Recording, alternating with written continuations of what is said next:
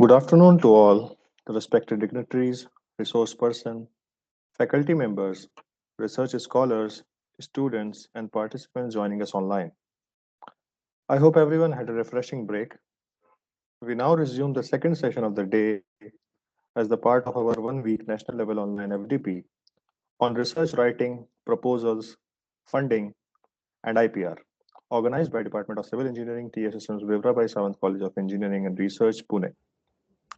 In the morning session, we were privileged to listen to Dr. Sanjay Pohekar, who provided a structured and insightful understanding of the types of research and the fundamentals of research. Building on the strong foundation, the second session will further enhance our research perspective. It now gives me immense pleasure to introduce our esteemed resource person for this session, Dr. M. Mansoor Ahmed.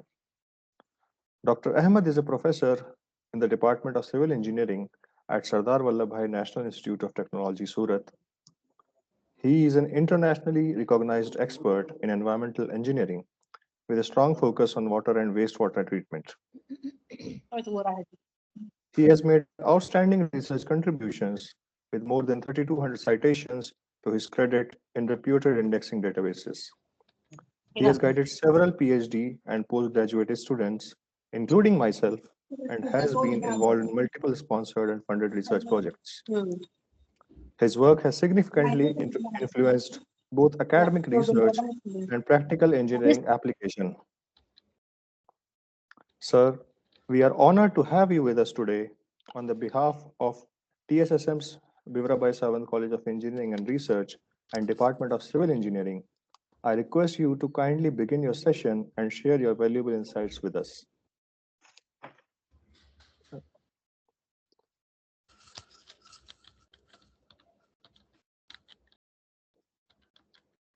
Sir, you can start.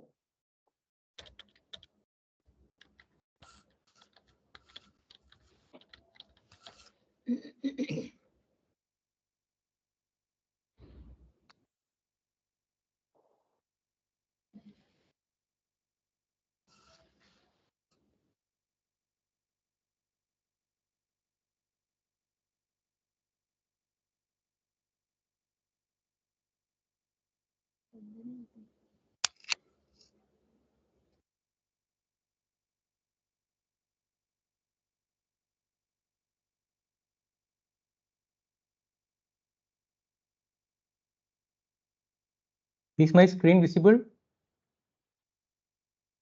Yes, sir, it is visible.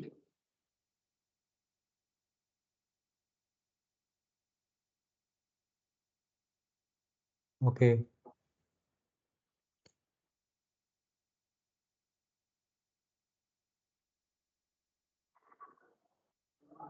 Thank you, Kuram, for introducing me, and also thank the organizers for the inviting me for this session. And good afternoon, everyone present in this session. So I am asked to make a presentation on writing a research paper. So when you talk about research paper or scientific paper or academic paper, there are many points that you have to see. We'll discuss some of those in this session. We'll start with some statistics, some history of the scientific writing. Then the main part is the structure of the research paper. And finally, we'll talk about a little bit about the artificial intelligence in scientific writing. Of course, very short, short form. Okay, if you see, I want to show you some share of India's scientific output. You can see in the first figure, first plot is how different countries fare, what the share of global research paper, different countries.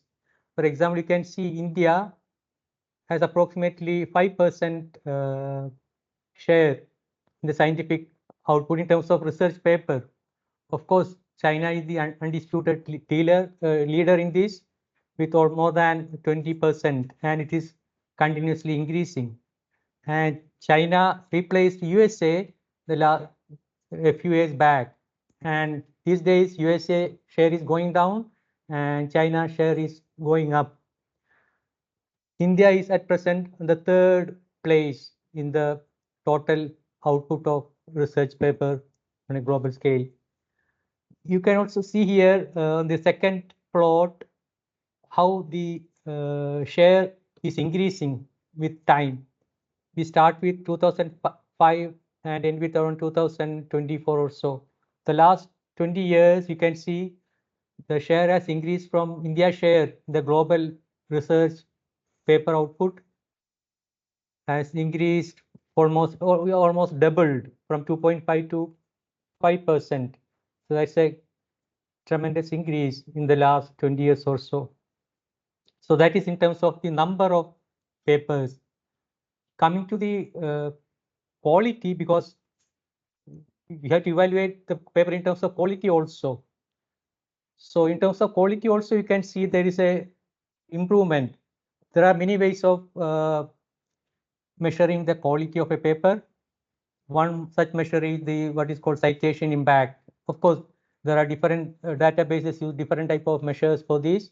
So one of these database you are showing this kind of a increase in the quality. It is based on the relative citation impact. Here also you see from 2005 to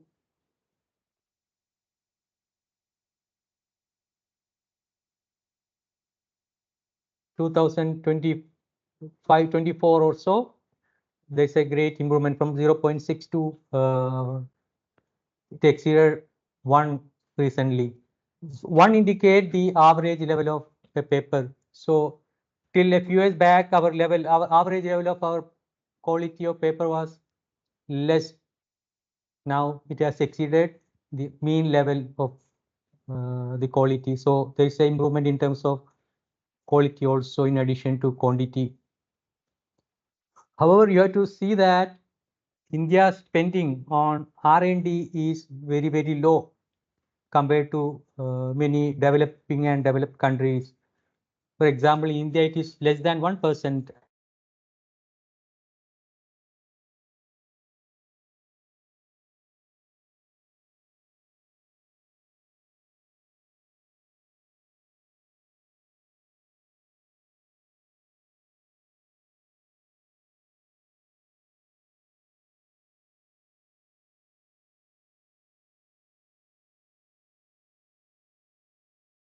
Sir, you are muted, sir.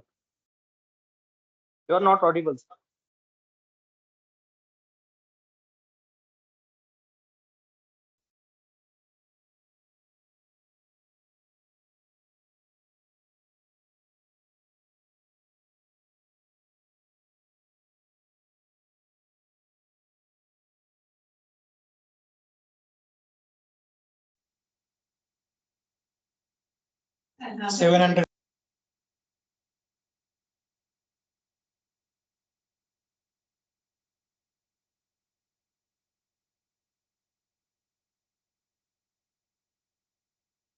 Is it okay now? Can you hear me now? Yes, sir. Yes, sir. It was from the beginning. You could not hear me. No, no, sir. Just for 1 minute it went. Okay. Now it is fine, Okay. sir. Okay. So I was talking about the quality versus quantity of India's scientific research publication output. So we understood quality is also improving along with the quantity in terms of number. So, but the worrying factor is India's spending on R&D. It is only less than 1%. Typically, it is 0.6 to 0.7% of the GDP. Whereas countries like China has something like 2.5 or 3%, whereas Korea has more than close to 5%. So compared to many developing countries, also India's share is very low, even though many researchers have been advocating to increase the share, that has not been practically taken care.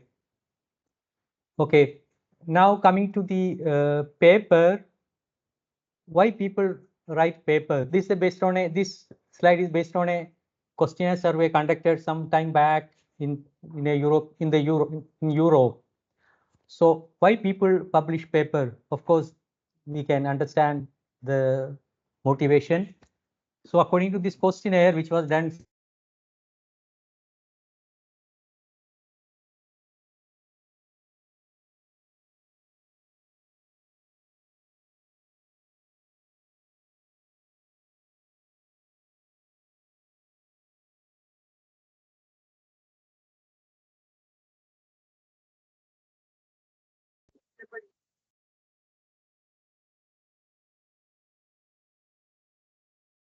Sir, you are not audible.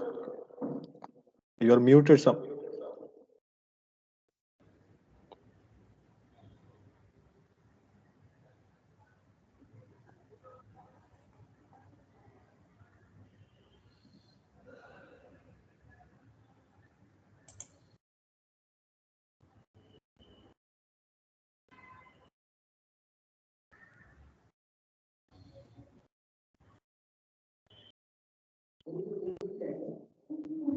मुझे ऐसे ही लग रहा है. I don't know why it happened. I am not doing anything. You are the organizer doing something.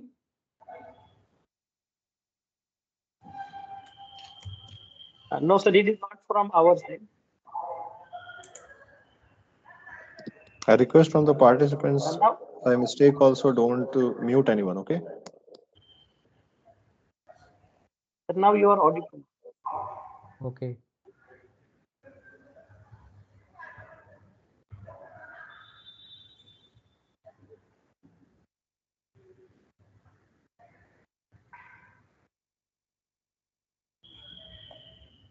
Okay, we can hear you now.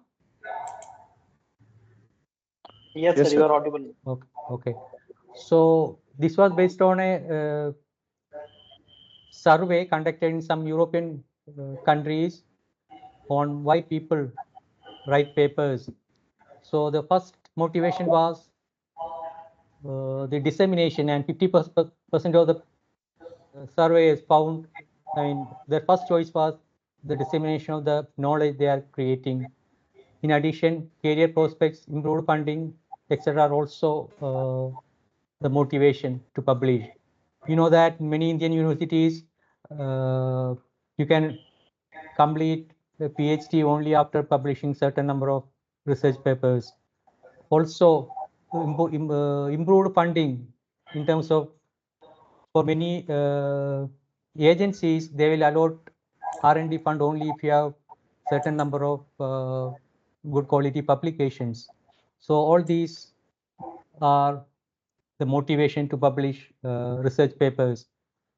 Okay, now there are two type of research papers, what is called research paper and review paper in scientific papers. So here we'll talk only, in this presentation, we'll talk only about the research paper. What is the difference? Again, I should emphasize that through this presentation, nobody can teach you how to write a paper. I can only show you how does a good paper looks like, because you have to learn it by experience. There is no shortcut. You have to write paper, publish paper. Through this only you can gain this. You can only learn it through by doing this. Okay, coming to this research papers versus review paper, we'll talk only about research paper in this presentation. Research paper actually report your own results. So you conduct some experiment, you conduct some data analysis, you find some result, and those findings you are reporting. So naturally it will contain some new information, novel information. You can also take data from somewhere else and do some analysis, do some different kind of analysis, do some from a different, look at from a different perspective, and that also can be a research paper. You have to make some contribution of your own. Only then we call it a research paper, or we can call it primary source, because you are generating primary data. In the case of review paper, you are not doing any research of your own. You are only summarizing and synthesizing the studies that are already available on the topic. So what you have to do in the case of review paper, you have to, suppose you are talking about a particular topic, you have to get all those papers that are already published in that particular topic, and then summarize those, critique those papers, synthesize the information that are available in this paper, and put it in a fashion that will be useful for others. So here you analyze many published works, you identify the trends, gaps, and then inconsistencies, and then finally you have to offer a broad overview, and you have to tell what are the future research needs or this particular area of research. So that's what a review paper ultimately does. You identify the future research need. That's the ultimate objective of a review paper. So we call it secondary source. So you are not producing any new data or new knowledge, but based on the available data or available published papers, you find out what is missing and what work should be done in future. So it gives a overview of what is undertaken so far and what can be done in future.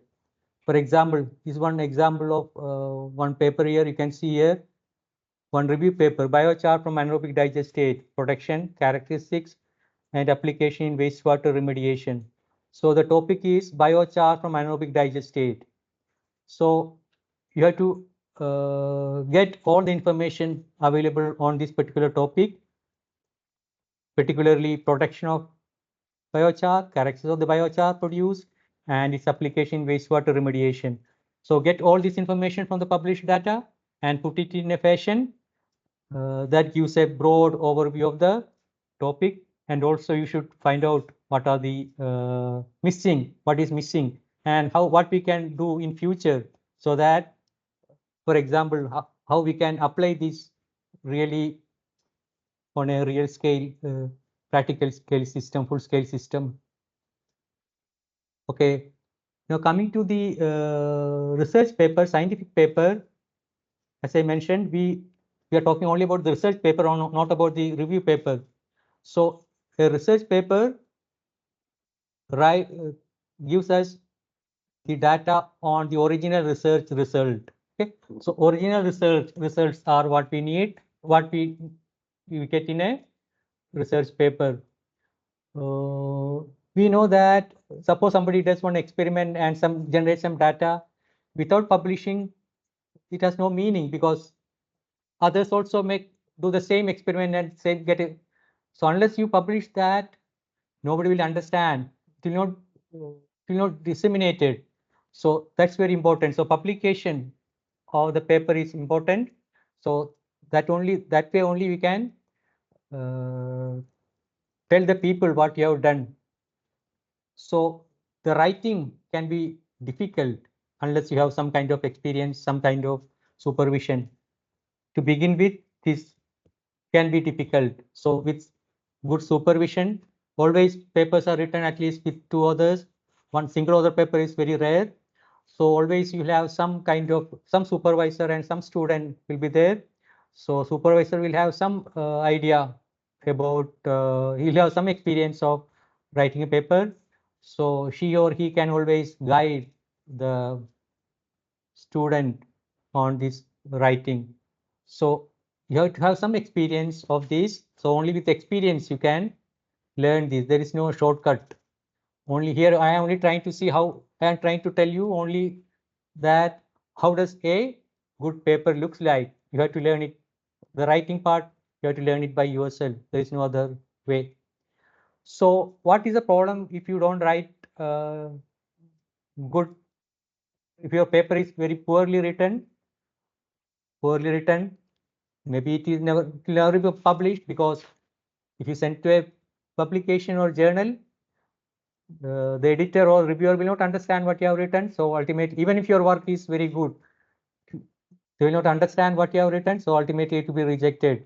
Or in the best case, the authors will be asked to rewrite it with better, revise the paper in a good way, writing style, to change the writing style. So a scientific paper in summary is a written and published report describing original research result. So only if it is published in some journal or some publication, only then we can call it a scientific paper. So it should be available to the public to read and to comment. Only then we can say it is a research paper. Writing, you have some data, if you are not publishing, that's not a research paper, that's not a scientific paper. So unless you publish it, only then your data is available freely for anyone to see and replicate. So what's important, most important part is the research paper should publish original research result. What is meant by original research result? Means you cannot repeat someone's experiment and show the data as your publication. There should be something new in whatever you are doing. So that's what meant by original research. So you have to have some kind of novelty or something new, or you can say, of course, you can repeat what others have done, but with some slight changes, with some modification. Otherwise, no publication will accept, no journal will accept your result, your paper. So it has to be original result. You can only publish original research. So you should have some novelty or something new in your work. Only then you will be able to publish that. So how to identify that? How to get something novel? Of course, you will see that. So because why it is important, how the writing is important, because uh, suppose you publish a paper, anyone reading that paper or seeing that paper should be able to replicate or repeat the experiment or repeat the methodology and get the same conclusion. That's the basis of our scientific knowledge. Okay, that means you should describe everything in detail in your paper such that anyone, any second person who is reading this paper should be able to repeat your experiment, you repeat your methodology and find out your result and their result. That's the fundamental, one of the fundamental assumption of writing a scientific paper. So your methodology should be clearly described so that anyone can repeat your experiment and get similar result. They can check whether they are getting similar results or not. And the paper is of course available in a journal or in a document, so that will be available for the entire anyone who is interested to read that. So of course the main purpose of writing a paper is to communicate the new findings. So one should be able to understand it very I mean, people to understand it very simply. So it should be very clear, simple. The language should be clear and simple, and everyone should be able to understand it without difficulty. So you have to use proper English, which gives a sense of the fewer shorter. So as far as possible, we should use short sentences and with fewer words. The smaller, always the better. Of course, English is the language of scientific communication these days. If you see some statistics, it says that almost more than 95% of the entire scientific literature is in English, even though only some 15% of the world population speak English. But uh, more than 95% of the entire scientific literature is the English language. Even in countries in Europe, Germany, France, Italy, even though their language is not English, all the papers they are publishing in English. Example, China, Japan, all their papers are now published in English language because, of course, that can be due to some historic reasons of English. Okay, so if you see the origin of scientific writing, it started with invention of paper and then printing press. So only first you have paper as paper, by the Egyptians. Then we have paper as of today by Chinese. Then Gutenberg printing press that changed entirely the publication industry. And only in the 15th century only this the printing press was invented. From then your entire publication, of course, printing itself, history has changed. So the first journal, scientific journal, was published only in 17th century in Britain, 1665. That was Philosophical Transaction of Royal Society in London. So from then onwards, large number of papers, I mean journals, scientific journals have been established and continuously published. Okay, now coming to the writing paper and publishing, there are many issues we have to see before writing a paper that include ethical issues, style and language, structure of the paper, components of the paper, article submission, publisher process, and peer review. We'll talk only about the second and third part and fourth part, of course. Okay, you already have some other session. They were talking about journal selection and publishing process, etc. So we'll concentrate on in this session. We'll concentrate on the structure and components of the research paper. So how does a paper look? Anyone who has read a scientific paper, a research paper, know that. So it follows a certain format, a very rigid format. So this format has been evolved historically. It is not that suddenly you get this kind of format, then you follow that. It has been evolved over hundreds of years. So we also know that many times we don't read the entire paper. Sometimes we read only the title. Sometimes we read only the title and the abstract, and many times we never read the full paper. So ultimately, all these are important because there are people who read title for unless your title is very catchy or very, I mean, you should describe what is presented in this particular paper. Otherwise, nobody will go into the paper and abstract. So the title and abstract are very important because that make the paper interesting and uh, make people to read the complete paper. So most of the time we don't read only title and abstract. So it's very important that title and abstract are very nicely written. So if you see any paper, you see what is called this kind of a structure, IMRAD. It stands for Introduction, Methods, and Result and Discussion. So any paper at this stage follow this particular structure: introduction, methods, result, and discussion. So as I mentioned, this has evolved. So by second half of 19th century, earlier we had some kind of descriptive paper. For example, what you see today in a newspaper or in a magazine. So that kind of paper, initially journals published that kind of paper. But the reproducibility of experiment, as I mentioned earlier, that's very important. So you have to reproduce whatever you are reporting. Anyone else should be able to reproduce those experiment and get the similar result. So because of this, the methodology became very important. The materials and methods section became very important, and now that's an important part of any research paper.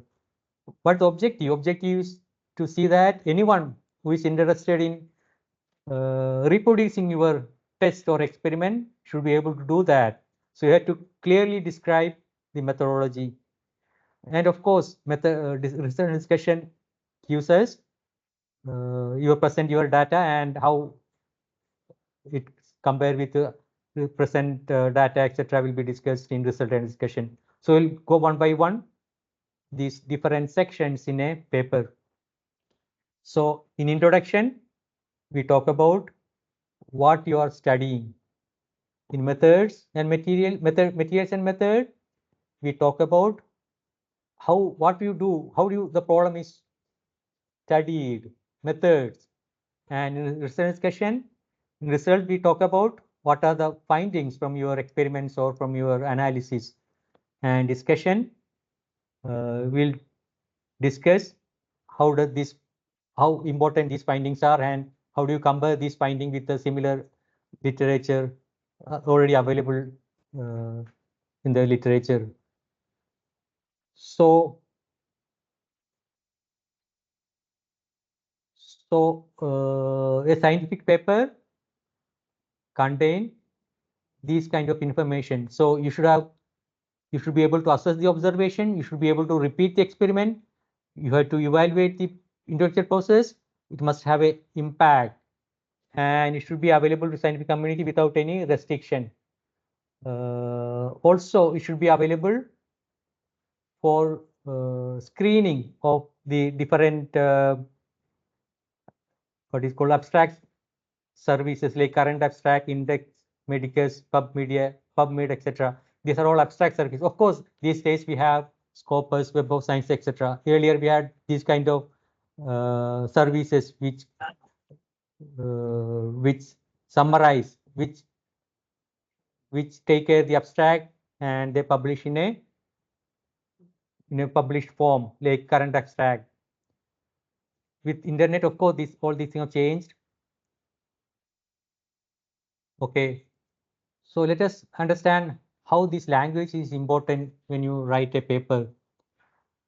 So even if you have done a lot of work, lot of experiment, very brilliant work you have done, but if you are not writing, if you are writing it very poorly, then nobody will accept your paper. So poor writing can mask brilliant experimentation. That means even if you have done very good work, with poor writing, you cannot publish in a good journal. So that's the first thing you have to see. So you have to have some kind of you have some idea how to write.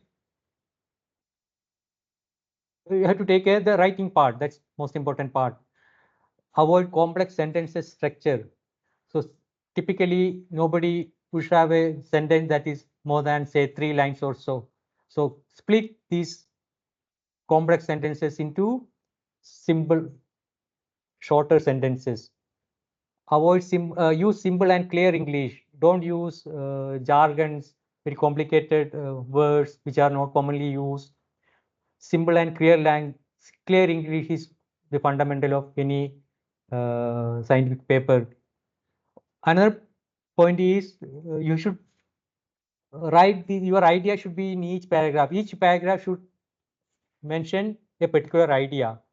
So paragraph should be very short, and each thought or each idea should be in each paragraph, should contain each idea or each thought. Of course, as I mentioned, we cannot teach anyone this skill. You have to experience it, maybe under a good supervisor. You will learn it gradually. There is no other way. You have to learn it, you have to acquire it, the language and style. There are, of course, you can have some general rules like, as I mentioned, you have to use short sentences. For each concept, use a one sentence for each concept. Don't make it complicated. So any sentence exceeding 3 lines should be avoided, just a general rule. So split into simple sentences. Use short paragraph that I mentioned earlier. Okay, so for each idea you should use a paragraph. So paragraph should be short, typically maybe around 10 lines or shorter. Avoid clever clauses and parentheses. That means avoid using brackets wherever possible. If you can explain it thoroughly without bracket, that's always better. That looks simpler and clear.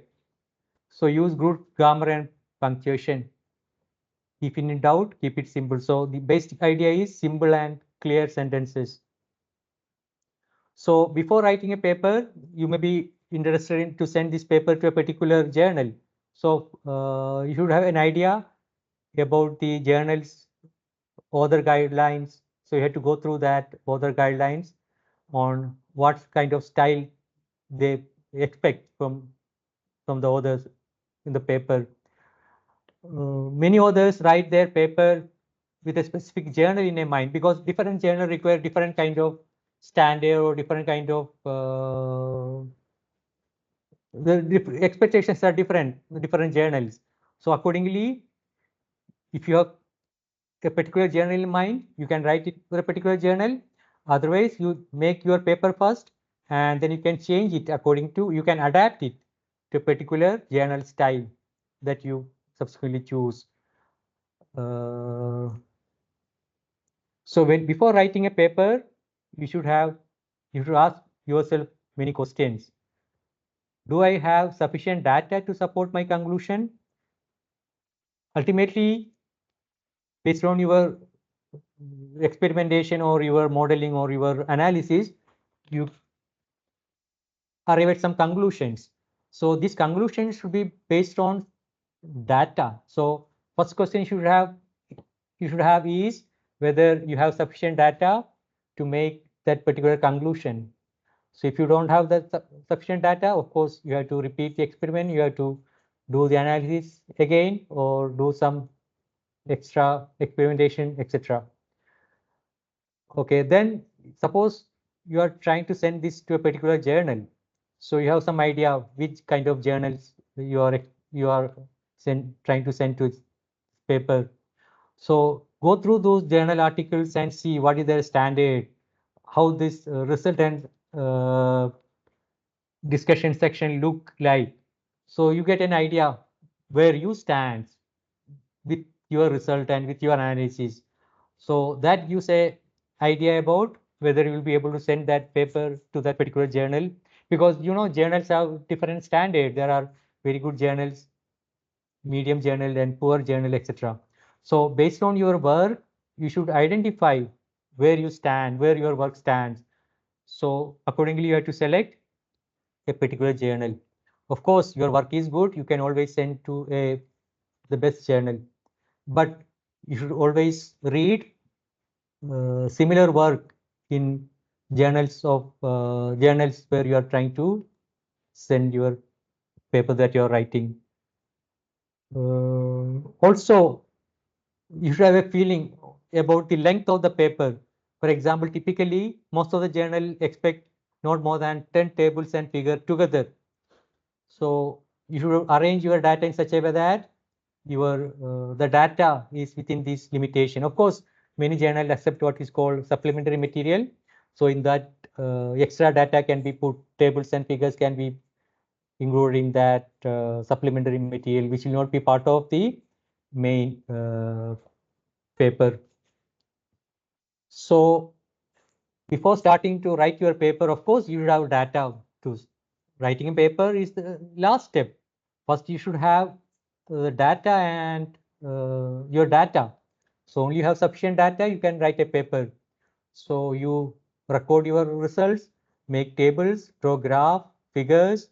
So keep all the summaries of your result and observations, date the file so that later on you can see when you have done and how the results are changing. So revise your readings, you repeat your readings. So this is of course, this is the requirement of writing a paper. So of course you should have your data and analysis first. Only then you can think about writing a paper.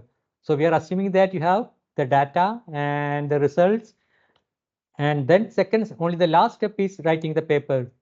So first step is to make tables and graphs. We'll talk about that later. Okay, now a scientific paper have many parts. Of course, we already seen that introduction, materials, methods, and result discussion. In addition, there are other parts also, smaller parts like title, abstract, discussion, conclusions, acknowledgement, references, etc.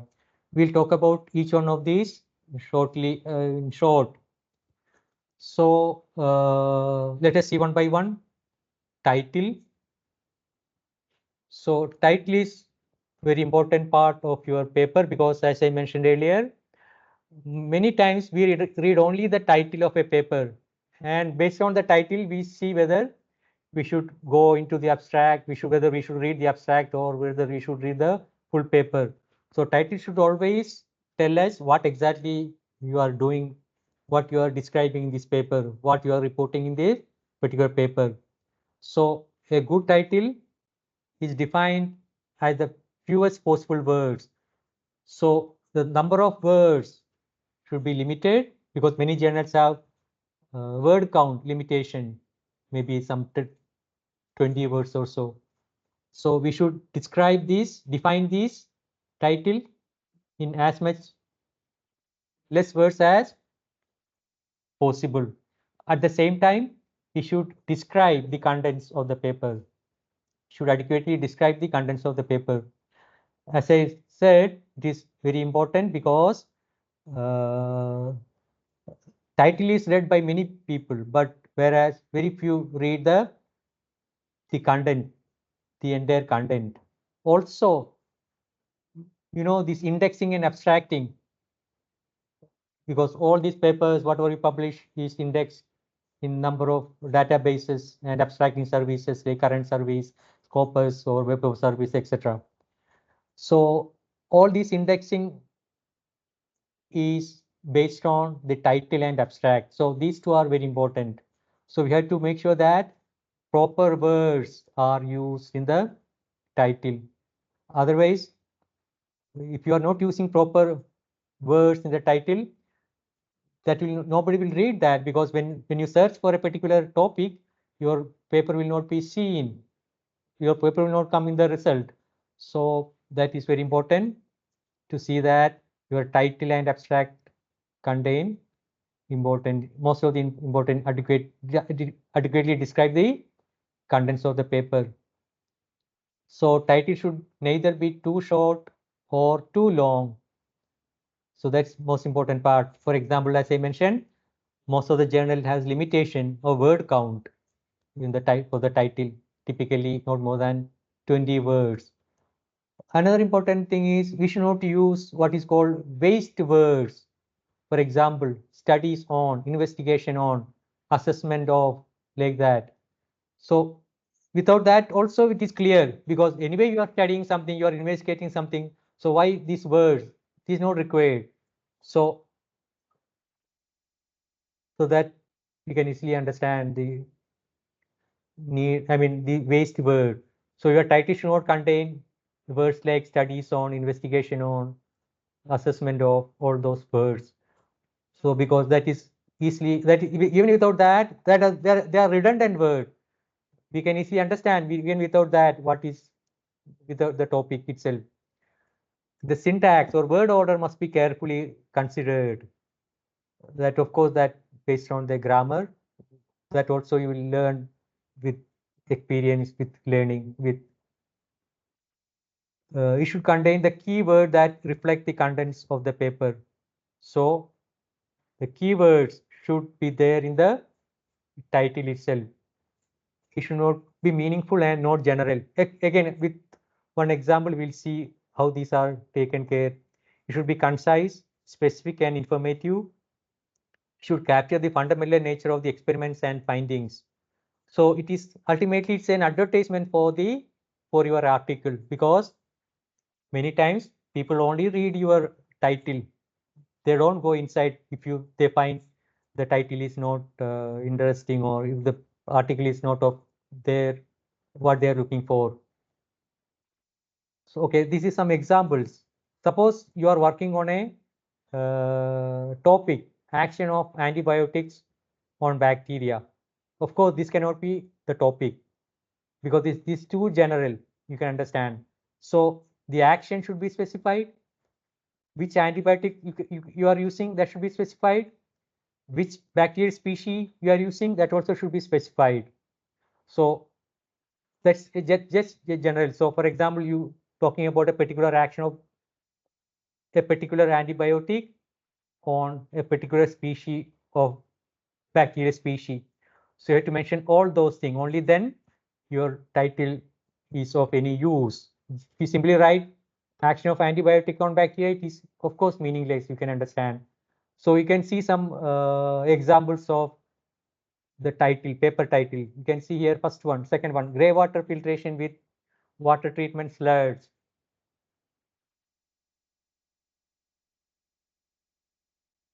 Optimization of operating parameters. So here you can see, you can understand what kind of experiment is done. Grey water filtration. So you are trying, you are treating grey water with filtration technology. And what is the filtration medium? We are using water treatment sludge as a filtration medium. So all these are the key word that you're using: grey water filtration, water treatment sludge, and then optimization of operating parameters. So we are trying to optimize the operating parameters. So we operate the filter under different operating parameter, and we try to optimize those parameters. That's what. So it is clear from this title that what you expect from this paper. So another example, clay biomass composite for treatment of real textile wastewater. You can see here there is nothing like studies on clay biomass composite or investigation on clay biomass composite. Even without that, it's very clear, is it? Grey water filtration. Even if I add studies on grey water filtration with water treatment slurs, meaning doesn't change. Even without studies on, the meaning is the same. You understand what is done in this paper, what is reported in this paper. So another example, enhanced removal of organic micropollutant with earthworm assisted sludge treatment reed beds. So here you clearly understand what you are doing. So we are talking about removal of organic micropollutant. So we are studying the removal of organic micropollutant, enhanced removal, because you expect some increased removal. That's why enhanced removal means. So which technique you are using? We are using earthworm assisted sludge treatment reed bed. So it is very clear. So we are using earthworm assisted sludge treatment reed beds. So it's very clear the what is the topic, what you expect in this paper. Another last one, human health risk assessment of atmospheric pollutant emission from open field burning of rice residues. Even though the title looks little lengthy, but it gives a clear idea what is reported in this paper. So it talk about human health risk assessment of human health risk due to what? Due to atmospheric pollutant emission that is emitted from the open field burning of rice residues. So this gives very clearly what is reported in this paper. So with these kind of titles of the paper, the readers will easily get an idea of what is reported, and if this is interest, if this is what the person is looking for, he will read first abstract and then he will go through the full paper. So it is very clear. Okay, so how to prepare the title? Again, this is all experience. You have to learn by experience only. I can only give some just some suggestion.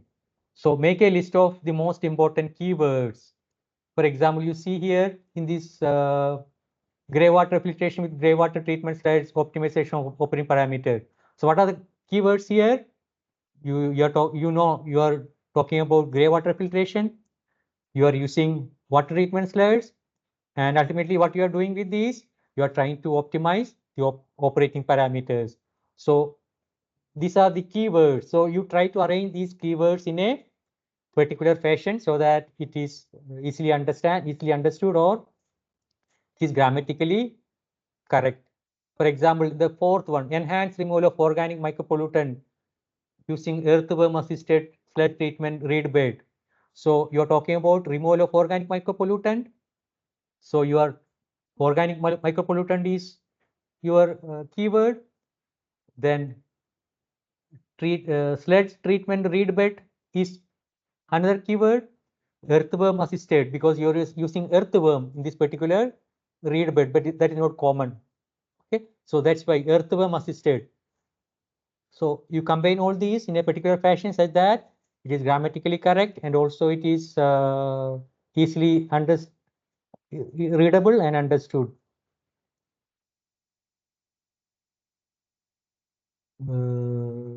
You should not use waste words, like as I already mentioned, studies. Okay, that we already talked about that. Okay, so make a list of most important keywords. So we try to include all these keywords in the title. So think of a title that contains all these keywords. So title could state the conclusion of the paper also. So that's also it is possible. So suppose you have very important conclusion. So that also can be included in the title. The most important result can be part of the title.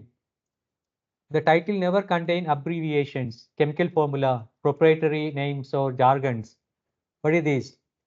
So we should never use abbreviations and jargons. Jargon, you understand? That are very typical words that are used in a particular field, which are not used by other field of study. So that should not be, as far as possible, you should not use those kind of words, jargon. Of course, many times that may not be possible. So still some jargon we may have to use, especially in a very specific areas of research. So most important thing is do not contain abbreviations. So all abbreviations should be in the expanded forms. We should not use chemical formula. We should use, for example, instead of writing NaCl, we should not write NaCl, we should write sodium chloride in full. So rethink of the title before submitting the paper. So you think about many different options and find out which one best suit this particular paper. So careful about grammatical error due to faulty word order. So make sure that all the keywords are arranged in a grammatically right way. Okay, as I mentioned, don't use words like investigation, study on, etc. Okay, then next comes the abstract. Abstract is also very important because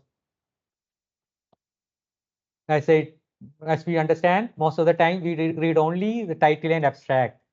So abstract should contain all the information, that is summary of all the information that is presented in this paper. So it should be written very clearly and simply. So it should contain what is actually presented. It's actually a summary of what is presented in this paper. So it should start with the objective and scope of the investigation. It should describe the methods used. It should summarize the result and state the principal conclusions. So it is basically a summary of your paper itself. All the parts, including these objectives, methods, result, and conclusions, are all included in the abstract, of course, in a short form. Typically, no journal allow abstract to exceed 200 words, 250 words. There are journal which has limitation of 150 words. So you should have very tightly write this. Very abstract should be written very carefully. Generally written as one paragraph. So generally written as past tense because you are reporting your work that you already done. So it is written in the past tense. We'll talk about. Well, I'll show you some examples of some good abstract. Long word should be followed by abbreviation. That means suppose you are using long words, you can use abbreviation in bracket, and then after that you can use the abbreviation in other. Subsequently, you can use the abbreviation. It should not contain any references. Abstract generally never contain the reference. Okay, no reference in the abstract. Also, everything should be based on your own study. The conclusion should be based on your study, it should not be based on some other reported study. Okay, this is an example of writing an abstract.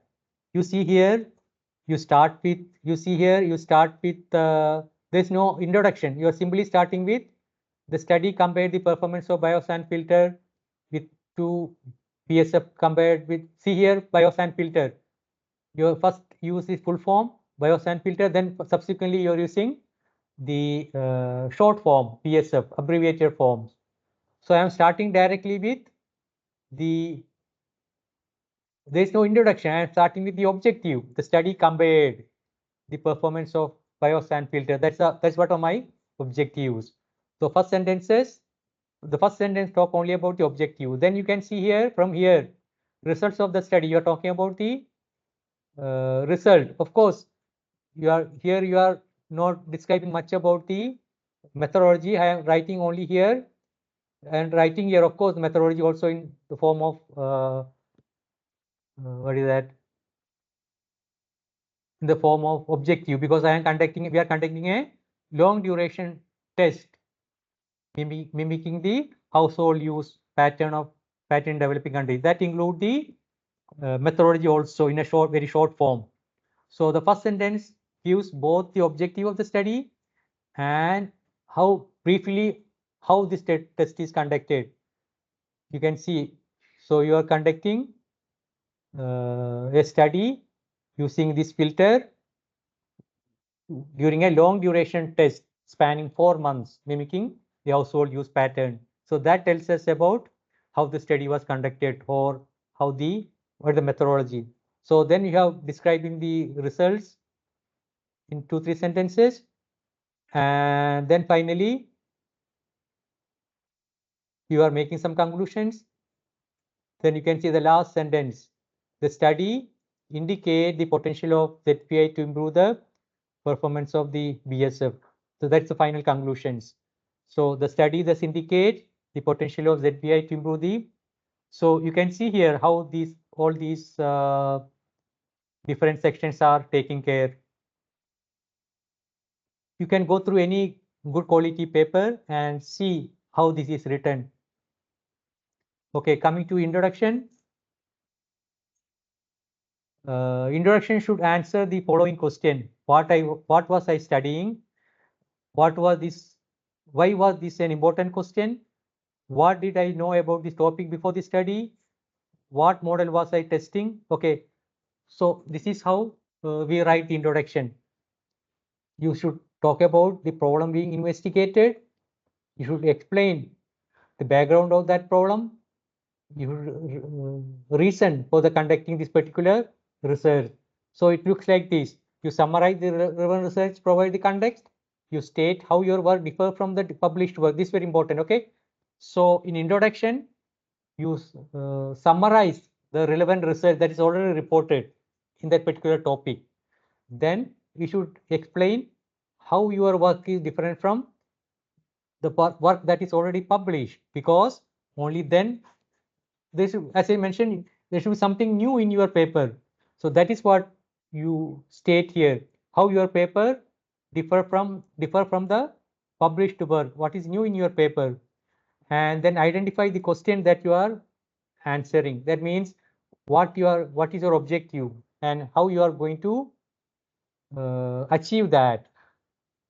So in this we describe briefly, of course, the experiment, the hypothesis, the research questions, and the general research design and or method.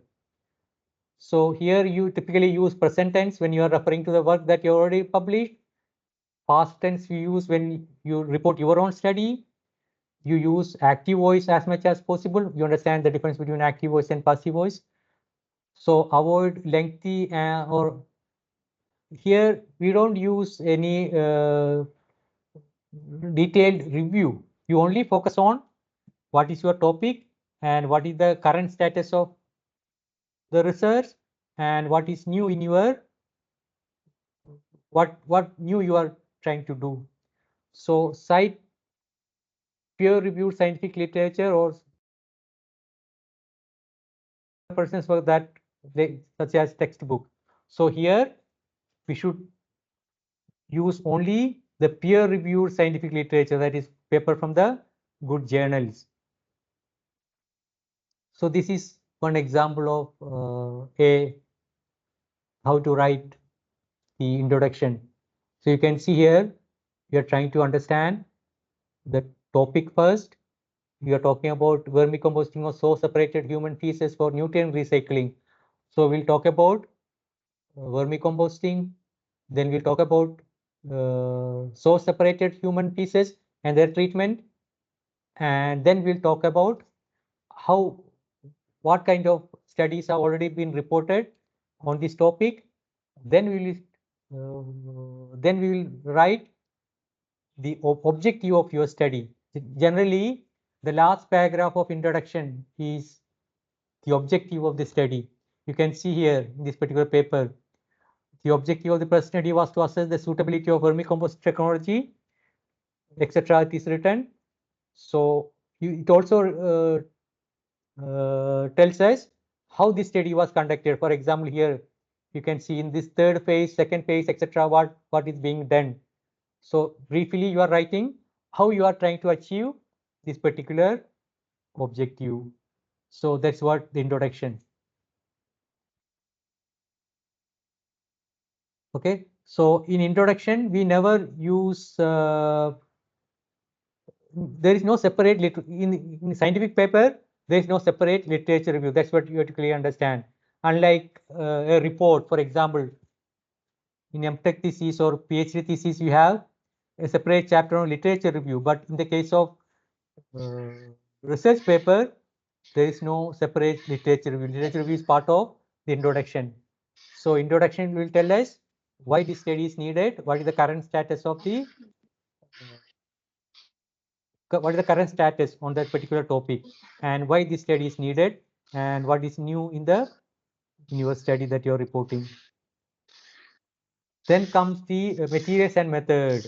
So this section will tell us how you are undertaking your experiment, what kind of material we are using, what kind of methods you are using to achieve that particular objective that you are trying to do. So it can be separated into materials and method, two separate sections. So in material section, with an example I can show here. So this is for this particular paper. We are talking about materials. So for this particular paper, vermicomposting of source separated human feces for nutrient recycling. So we should talk about what are the materials that you are using. So what are the material you are using here? You are talking about vermicomposting. So you are using earthworm. So you are talking about how you got this earthworm. What is the specifications of this earthworm, how they are grown, etc. Then for vermicomposting, you need soil. So we talk about the soil and its characteristics. Then for vermicomposting, you also need bulking materials. You are talking about human feces. So you will describe how you got this human feces, what is their characteristics, etc. In another paper, suppose you are talking about you are using a particular reactor, then you should talk about how you made this particular reactor. What is the size? What is the size? What is that also will be how you constructed this particular reactor. Details you have to mention. So that is how we write the material part. The method part is also very important because material part, as I mentioned, was one of the most important part of your paper, because that will tell us, suppose somebody want to repeat your experiment, everything is based on reproducibility of your experiment. Anyone should be able to repeat your experiment. For that, you should clearly describe how you did the experiment, what method you have used. So with that in mind, you should clearly describe the methods. But for methods that have been previously published in journal paper, you don't have to describe that in your paper. You can only give a reference with some identification. So for example, there are some routine tests that you do. You don't have to describe that. You can only give the reference or what the methodology that you have used. But method used for statistical analysis, again, some statistical analysis you have to mention clearly. For example, suppose you are using typical very common methods like p-value, ANOVA test, etc. Then no need to mention the references. You don't have to give any what do you say, you don't have to describe these methods. But if you are using specific or advanced statistical method, then you have to describe the methodology, you have to give the references, etc. So here you can see here methodology, filter operation, how you are operating the filter, you have to describe. Of course, you are given in a small part. You have to clearly describe the filter installation, how you install the filter, how you are operating the filter, because anyone who want to repeat your experiment under the same condition should be able to do that, and they can check whether whatever your reporting is correct or not, or whether you are getting they will be able to repeat their test and get similar result or not. You can also talk about the method that are used. Here again, you don't have to describe the method, you can only give the references. For example, the typical characteristics analysis can be given with some such standard references. If you are using some specified statistical method, then you have to describe the methodology in detail in your methods part. Okay, coming to the result part. Result part is written generally in the past tense because you already conducted the experiment and got the result. And this is the heart or core of your paper. So you have to clearly state your result in a clear fashion. I just give an example here for the result part. You can see here. You see here, we are talking about the result. So during vermicomposting, C/N ratio decreased from 10.5 to 6.5. So this is what you are getting. So this result you are reporting. So how do you present the data? Result can be presented in a tabular form, it can be presented in a figure, or it can be presented directly in a text. But it is always better to present either in a tabular form or in a figure, because if you have a lot of data, you can only present it in a tabular form or in a figure, because you cannot describe. Otherwise, you have to make large number of sentences. A table or figure can easily tell us the trends and the variation that is taking place at different experimental conditions. So all figures and table must be accompanied by a textual presentation of the key finding. Means, suppose you are presenting a figure or table, that should be mentioned in your text. For example, you can see here, reduction in bacterial concentration during the 2 runs in the 3 filters is presented in figure 4a. So this is from the text. So this figure 4 should be mentioned in somewhere in the text. So similarly, tables also mentioned somewhere in the text. So never have a table or figure that is not mentioned in the text. All figures and tables should be described in the main text of your resultant discussion, or in somewhere in the text. So tables are appropriate for large or complicated data sets that would be difficult to explain clearly in the text. So suppose you have very large lot of data. So suppose you want to describe each point, that is, you cannot do that in the text. So that can be easily done in a text. Figures are suitable when you want to show some trends and patterns or relationship. So that can be very clearly seen in a figure. So you can see here, for example, see this figure. In this figure, there are 6 different plots. So we are plotting 6 different parameters like turbidity, pH, and each of these parameters are conducted. I mean, you have data for 4 different experimental conditions. What you can see here, 4 different experimental conditions. You have 6 different parameters. So all these can be completely presented in one figure. So this clearly tell us which experimental conditions gives us the variation happening in different experimental conditions. You can also see how different parameters vary compared with other parameters.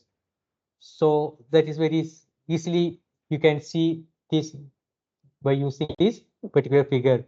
Also, another important point is that in the figure should be stand alone. That means just by looking at this figure, we should be able to understand what is, without reading your text, you should be able to understand what is described in this figure. So the title of the figure should be very, should describe what is described here. For example, you can see here some abbreviations here, LD, LDWM, etc. So all these abbreviations are given here so that no need to go through the text. You can easily understand clearly from the figure itself. Every information is available from the text itself and from the figure itself. Similarly here also, you can see again the figure title. You should describe the experimental conditions clearly. You can see here at the bottom pH, time, C0, etc. So all these conditions should be described clearly in the figure itself. So that means that's what we meant by standalone figure. So figure should be able to, we should be able to understand the figure without going into the text. So figure line should be standalone. The slide should be clear and attract attention. So you need to attract the reader to your paper from the other paper. So some other paper. You can also see here the experimental conditions here on the bottom on the figure title. So last line you can see interelectrode distance, current density. So these are the experimental conditions of which is valid for each of these 4 different plots. So this will tell us under what experimental conditions you are getting these results. So coming to discussion, this is the hardest part to write. So here you mostly, what you do here, you try to present the principles, relationships, generalization which you get from the result. So you find any exceptions or lack of correlation and any point that is different from other points. So how your result and interpretation agree with the previously published work. You compare your result with the previously that is already available in the literature. How your work, what is the theoretical implications of your work, and what is the practical applications of your work. All these you describe in your discussion part. Also, you make the conclusion based on the result. Typically, in most of the journal, we don't have separate result and discussion part. Generally, it is described together. You describe your result, and then you discuss your result. These are not separately different section. These are together. Result and discussion are together. They go together. So here you can see a typical paper. You can see some results are first described, and then you describe the result based on the reported results and what are the practical implications. Then ultimately you have a conclusion section. So here you summarize your results. So you don't write here the methodology, you don't write your objective, etc. Here you mention what is your main findings and what are the practical or theoretical implications of your finding.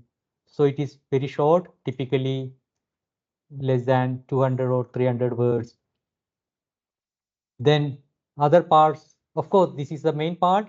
Then you have to have acknowledgement section where you will acknowledge any help that you have received from any individual or lab or elsewhere for particular equipment, financial assistance, etc. Then the last part of your paper is reference. Of course, we are not going to describe in a detailed way here. Depending on your journal, there are many different styles of referencing. Most of the engineering, we use what is called Harvard format, where we use name and year system. For example, you can see here name of the author and the year. Name of the author and the year. Typically, when you have more than 2 authors, we use first author and et al. You can see here Kumar et al. So Kumar, and there are at least 2 more authors. So when you have only 2 authors, we use Kumar and Sheikh, for example. Both authors are mentioned. Of course, we cannot describe all these in this short presentation. So you have to cite all these authors that you have mentioned. So it is a standard way of acknowledging the sources of information and idea that you have used in your document. So you have to give references for all the ideas that you have used, all the information that you have used. That is a way of acknowledging your the standard way of acknowledging the sources of information. So all the references that are used in your text should be written in your reference list. So there are 2 things. One is you are making references, you are citing your references inside your text, and then you are citing your references at the end of your paper, what you call reference list. So if you see here, for example, you can see the references that are cited in your text. Those references are cited in your reference list at the end of your paper. So these are for here, for example, this is called name and year system. Names are written alphabetical order along with the year. Here you can see the year. So that's what's called number and year system. Another system is citation order system. See here, you can see reference. There is no name of the author and year. You are only citing the number or citing the reference in the as a number. You can see here number 1, number 2, number 3. There is no like Kumar et al. There is no nothing like Kumar et al. You are only citing the number in the chronological order as it appears in the text, number 1, 2, 3. So the same order, you put those references in the reference list. So that is called citation order system. In most of the engineering, we use what is called name and year system, whereas in science, they generally follow the citation order system. And there are some ways how you have to write these books, references, because you refer to different type of articles like books, journal articles, book chapter, internet. So journal specify how you have to use those. Now these days, of course, we have completed the paper, including the reference part. But these days, in the last 2-3 years, there is another thing is coming up. For if you want to write a paper, if you want to send a paper to journal, they are asking for what is called graphical abstract. So this graphical abstract will summarize. It is a kind of what is called visual abstract. So it summarizes what you have done in your paper. you can see here, for example, a typical graphical abstract. So it tells us the application domain, the methodology that I use, and then it tells us the important results. So everything is included in a graphical way. You can see here another example for this particular paper, clay uric acid K composite for removal of cationic and anionic dye. So here talking about the dye, the composite that you're using, then you are characterizing these, then you are doing batch test and column test, and finally you are showing some results. So all these are described in a graphical way with some I think figures. And another point is, in some journal these days ask for what is called highlights. So highlights are short bullet point summaries that provide clear, concise overview of paper. Typically 3 to 5 bullet points are required by journal, but there is limitation on character count, typically not more than 85 character.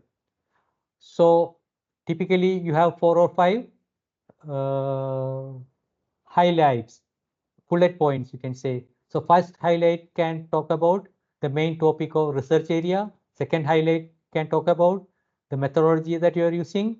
Third highlight can be your main finding, and fourth highlight can be your impact or application. Of course, this is just a way of doing, cannot be true for, it cannot be true for all papers. So give some example. Water treatment slide used as a medium for grey water filtration. So that's your topic or research area. Then what you have done, you flow rate, medium depth and medium size were optimized using RSM. So that's what your methodology or innovation. Then your result, high pollutant removal was achieved at optimum condition. That's your main finding.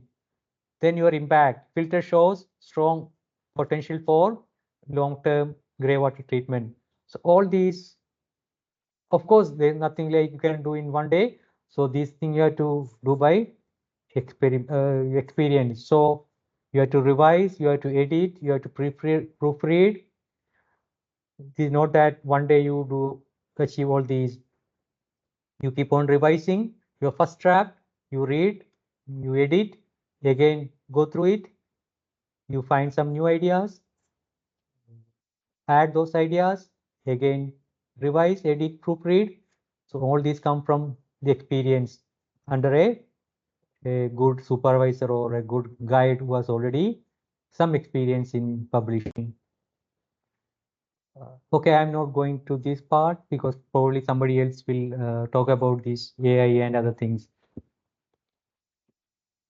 Of course, you understand that AI has in the last 2 years completely changed how to the way we write the paper, because lot of you can increase the efficiency or quality of your paper by using this AI. Of course, with what is called limited use or judicious use, or you can always improve the your quality of paper using artificial intelligence tools. Okay, I will not go through that. Another issue is the ethical issues. Again, I think someone else will be talking about these. In general, you have to use what is called credit author statement, which will tell us what is the contribution of each of the authors in terms of different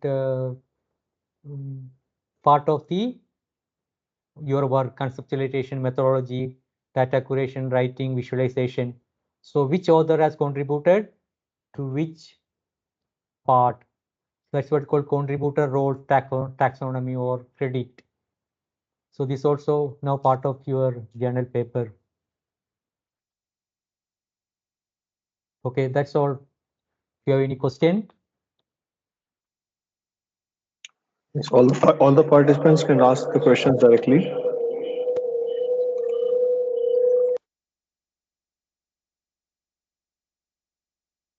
So there is a question in the chat box, whether it is necessary to compare our result with literature data in the Hello, conclusion of the Mansur sir. research paper. Mansur I'm not sir, getting. I'm not getting. I will not hear you. can you can you hear me? Yes. Sir, good evening. Nice presentation from your end. Thank you. You have done, you have contributed everything for your research, but in 1 hour you cannot learn everything. But we need some of the tools which are used for research work, AI tools. Somebody else is teaching you AI in a later presentation. What you are going to use in this AI use? You have thought how to do a paper, and you need to, you have shown, sir. Someone in this session will No, be not knowing. in this Okay, session. okay. In If another you, session, you already have a session on, as I understand from the session detail. Probably the organizer can detail on that. My aim is not to Yes, describe the AI Mr. tools. Manu, there. Yes, yes, I yes. am asking very Mr. simple Manu, there questions. will be Sir, another sir, sir. session. No, Yes, yes, there I is know that. another session What on you are AI using? tools. Yes. Okay, which are the tools you are using, sir? I think from your end. Sir, you are asking wrong question in the wrong session. There will be a specified session on to AI tools, use of AI tools in research writing. This session or Okay, this okay. He's episode asking is which solely tool I am related using. to Okay, that's what you are asking. Yes, yes, sir. Yes. Of course, you know already there is a popular chat GPT and thing, but of course you cannot use it for writing entire paper. Only that I mentioned judicious use, because journals allow these days use of chat GPT and other LLMs. But you have to clearly mention for what purpose you are used. Journals now require a That statement from you for what purpose you have used AI. They allow you to use, but what purpose? You cannot use, you can write your complete paper based on AI tools. You can edit your language, you can modify your language, you can, that's what you can use. I've written okay. something here on your, on my presentation, but I am not sharing that because now there is no time. Okay, sir. Thank I you. have made Thank some you. slide on that, but I am not discussing that for the time being. Thank you. Thank you. Thank you, sir.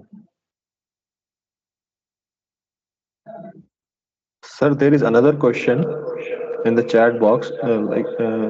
Dr. NK has asked whether it is necessary to compare our result with the literature data in the conclusion of the research paper. That depends on the type of the paper. For most of the paper, for example, suppose you are doing some experiment, you are getting some result. So naturally, you suppose you are getting very result that are very different from what others have reported. So naturally, you have to compare result with other result and explain why this variation. So unless you compare your result with other reported result, you cannot discuss your result. So obviously, you have to compare your result with the reported values. So that is true for most of the topics. Suppose you are doing some research which are where you are nobody has done a similar study. Of course, then there is no need. But most of the time you are doing some. Okay, sir. Now I will hand over the session to Dr. Ishad, sir. Sir, one more question is there in the chat box. So the question is like, is there any limit on number of authors for a research paper? No limit at all. You can see in some science journal, physics journal, there are hundreds of journals. There are hundreds of authors, especially that involve experimentation. International, there are many physics, there are many research which involve large number of different countries, you know. So you can see some paper where there are hundreds of authors. But in engineering, but that kind of papers, I mean, number of authors less, but there's no such, as such, there is no limit. But of course, you have to be careful that, of course, from the ethic point of view, you should add only those authors who are involved in the work. That of course, you have to see. You have contributed something to your work. Yes, are there any other questions?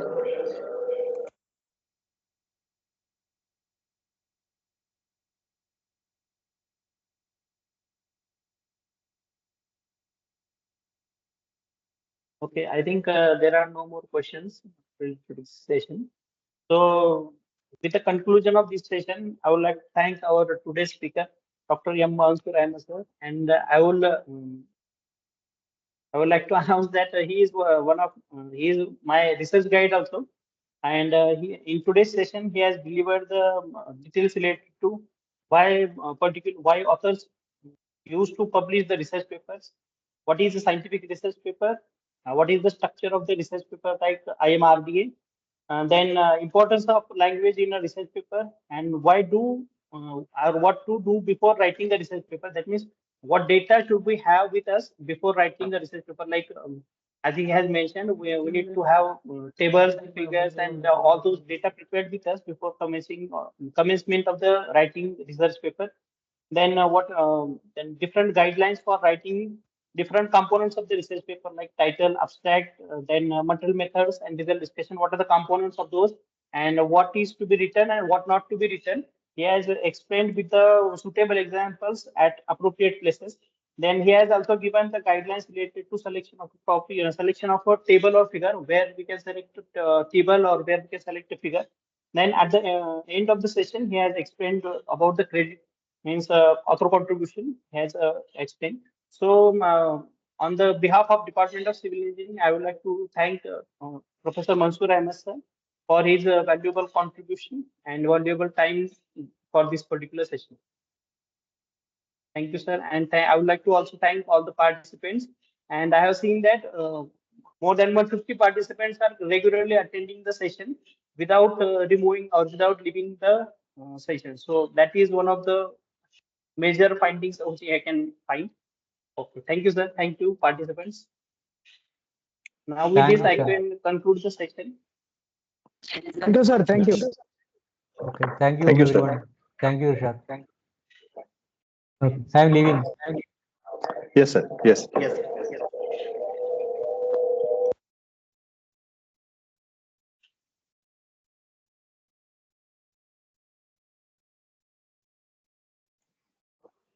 To all the participants, we will be sharing the feedback form in the WhatsApp group.